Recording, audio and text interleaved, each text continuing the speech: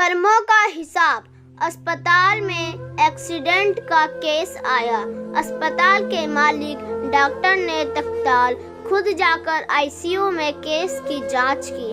2-3 घंटे के ऑपरेशन के बाद डॉक्टर बाहर आया और अपने स्टाफ को कहा कि इस व्यक्ति को किसी प्रकार की कमी या तकलीफ ना हो और उसके इलाज व दवा के पैसे ना लेने के लिए भी कहा। तकरीबन 15 दिन तक मरीज अस्पताल में रहा। जब बिल्कुल ठीक हो गया और उसको डिस्चार्ज करने का दिन आया तो उस मरीज का तकरीबन 2.5 लाख रुपए का बिल अस्पताल के मालिक और डॉक्टर के टेबल पर आया। डॉक्टर ने अपने अकाउंट मैनेजर को बुला करके कहा, इस व्यक्ति से एक पैसा भी नहीं लेना है। ऐसा करो, तुम उस मरीज को लेकर मेरे चैम्बर में आओ।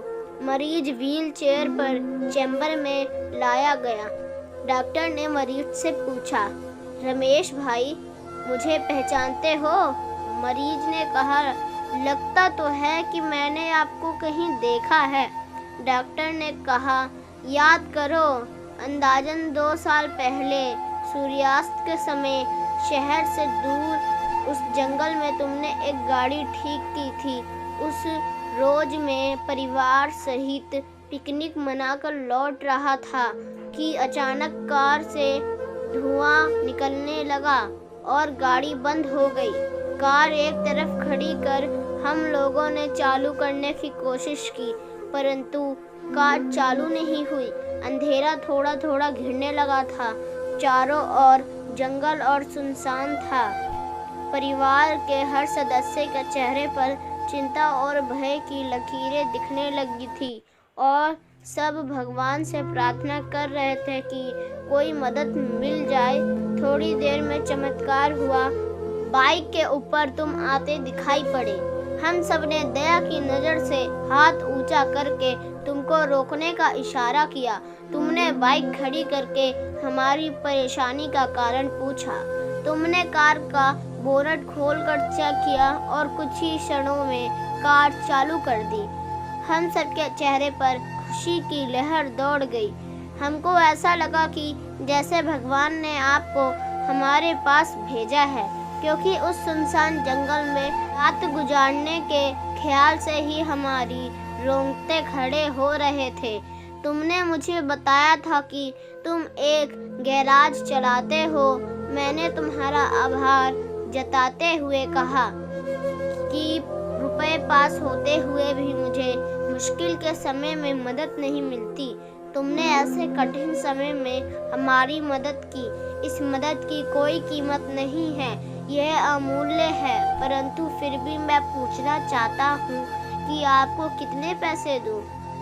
उस समय तुमने मेरे आगे हाथ जोड़कर जो शब्द कहे थे, वह शब्द मेरे जीवन की प्रेरणा बन गई है। तुमने कहा था कि मेरा नियम और सिद्धांत है कि मैं मुश्किल में पड़े व्यक्ति की मदद के बदले कभी कुछ नहीं लेता।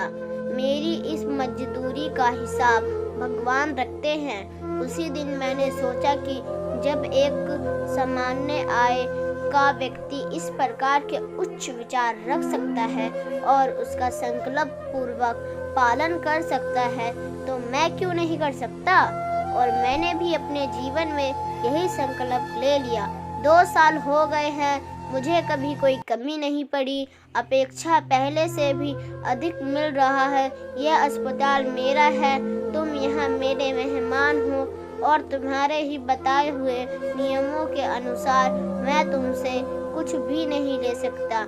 यह तो भगवान की कृपा है कि उसने मुझे ऐसी प्रेरणा देने वाले व्यक्ति की सेवा करने का एक मौका मुझे दिया।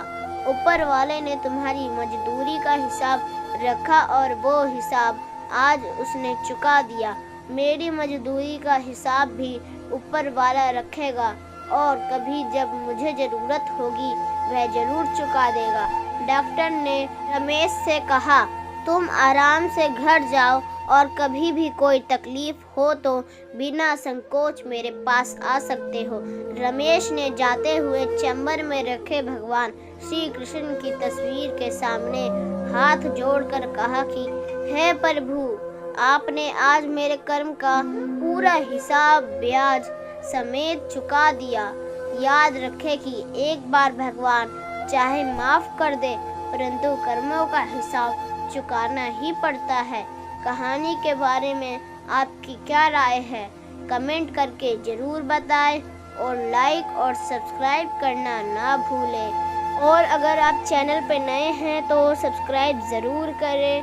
धन्यवाद।